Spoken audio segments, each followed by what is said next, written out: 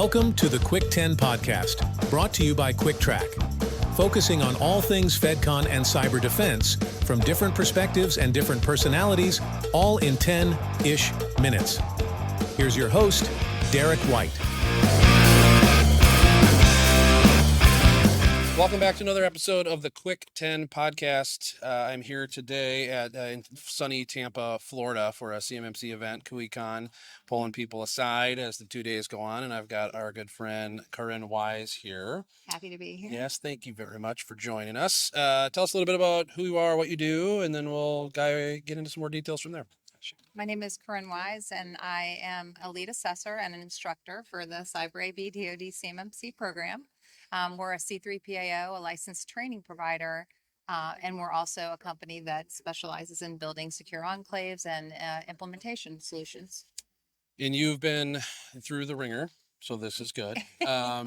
You could say that. You are not new to the space, which is good. So all that perspective has been very helpful during this event because we've interviewed some people who have been around for a long time in this space and some people that are newer with new tools and capabilities. So it's been kind of fun. Yeah. So from your guys' side, from Wise's side, what is your main thing that you're seeing now with your capabilities? I know you probably want to talk a little bit about the different perspectives that you bring because you guys have a wide range of talents, but from the customer side, where are you seeing that big moment of, ooh, this is going well, and now I see what, now I'm bought in and I get it? Where's that playing with you guys?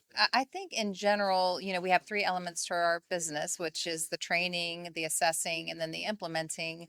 The implementing has just been insanely busy. I'm sure you feel the same thing since December 16th. I definitely have felt that, every single day is just the books get filled up with meetings and folks that are panicking and trying to figure out how to get to level 2 as quickly as possible. And so we have a lot more of that going on, and training has also picked up a lot. I mean, people are really, really interested in becoming a CCP and not just to become an assessor.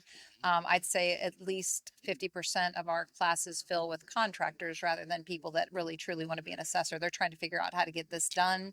And I preach it all day long. Come to CCP. That's how you can save a lot of money on trying to get ready. Yep, that's a good point. We've seen a large uptick in that too. In fact, we always, I think a lot of companies here demand that almost from the person that's for sure going to manage the program, because we need to know how this works and why we're saying that. It's not, but education's a big point. We've talked a lot about that over the last day here doing this. Education's big. It's not just to look at people and tell them what to do. So from the product side, where are you starting to see people's behavior change a little bit, or maybe they're more receptive to things now, or maybe they have more confidence in who they're talking to? Is any of that? Well, for us, it's a little bit different because we took the angle of trying to get to the joint surveillance voluntary assessments as much as we could with our enclave. And it did very well. So we have always had a lot of interest in the enclave because I think people feel like it was vetted, and a lot of DIBCAC assessors have seen it and picked on it. And, we've kind of been through that already.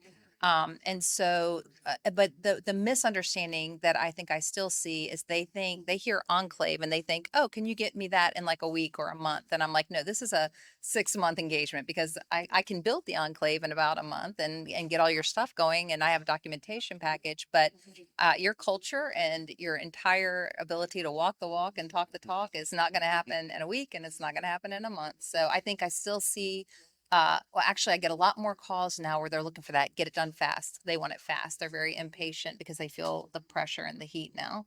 Are you seeing people who are impatient because they've made wrong decisions in the last couple of years trying to do the right thing, but maybe not with the right angles? I see more of they just now, their big mistake was not thinking this was going to happen. Waiting till it was there. Yeah.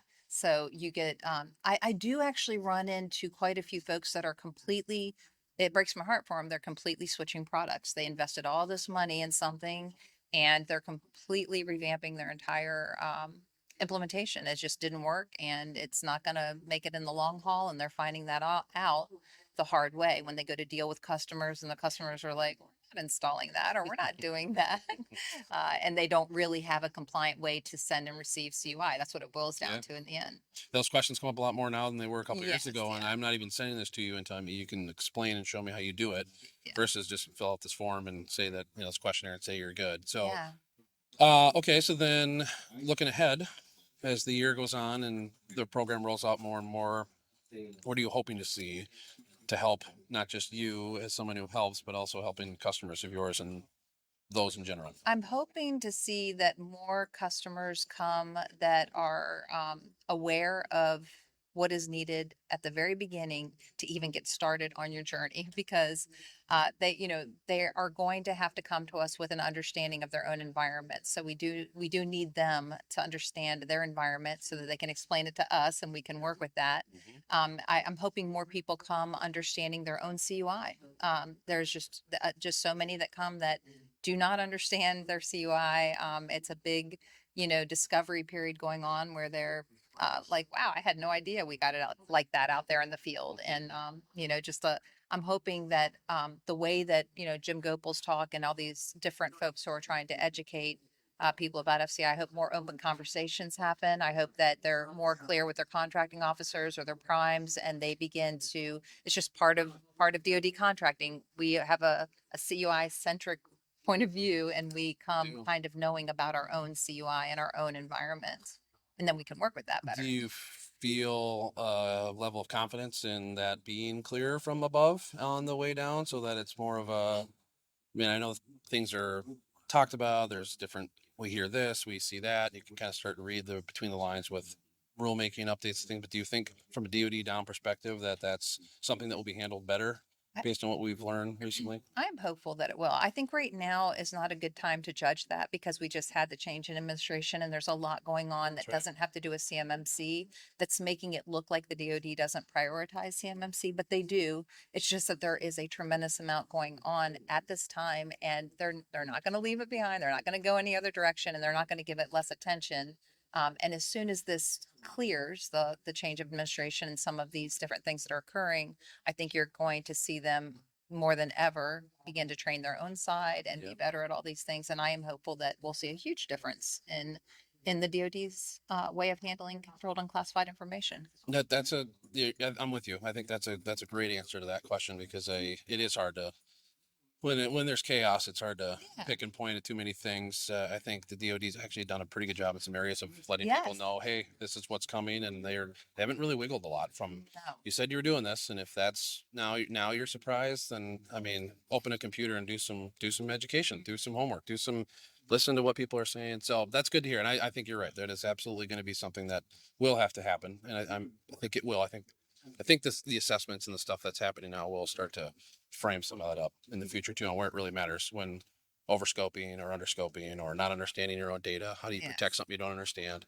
The one thing I do hope that the DoD gets better at is answering and clarifying questions from the ecosystem, because there is a lot of incorrect information out there right now, and a lot of folks acting as authorities that are not the DoD.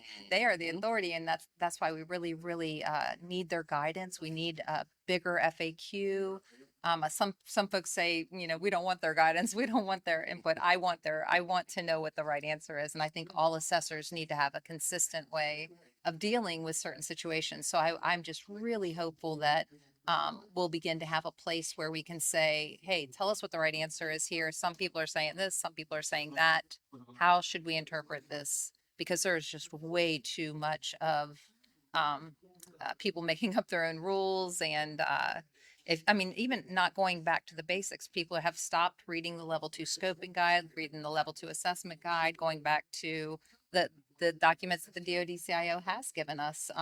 There's just, we're straying away a little bit here. I agree. We got to get reined back Single source of truth would be amazing to have everyone's playing from that right there. And that is how everyone will operate. Yes, that's been a challenge over the years. I do agree with you. I think some of the scoping guides and stuff were so much better than how they used to be. So it was a sign that we can do it, and I'm with you. I think it will, and that will be a big deal. So thank you. I know you're here talking about something similar to sensitive data and stuff, and how to know that. I won't spoil it in case it ends up somewhere else, but Spoiler alert. spoiler alert. Boundaries. that's what- Boundaries. Yeah, that's I am the defender of 313.1. That I want to get a T-shirt that says 313.1. Everybody's forgotten me. should put it in a milk carton. I'm going to. Missing person? Yes, missing. Yeah, see? 313.1 is Yeah. boundaries. We also do a bunch of marketing brainstorming here on the Quick 10 podcast. Yeah, so this is good. Well, thank you very much for pulling aside. I know it's a busy day for you, but Thank you for having me. where will people find you? Besides, LinkedIn is the best place to find you. LinkedIn, Koren Wise, Koren Wise, Wise. Okay, you got it right there. So thank you, Corinne, for being here. We'll have you on again. I know you were one of our guests from, I don't remember, not too long ago, last season or something, Yes. but these will be fun topics to revisit Great. when we go on. So thank you again. Thank you. Thank you for listening to this episode, and make sure to subscribe to the Quick 10 podcast wherever you get your podcasts, and check us out on YouTube as well. For more information about Cuic Trac, visit our website at www.cuictrac.com. That's CUICKTRAC.com.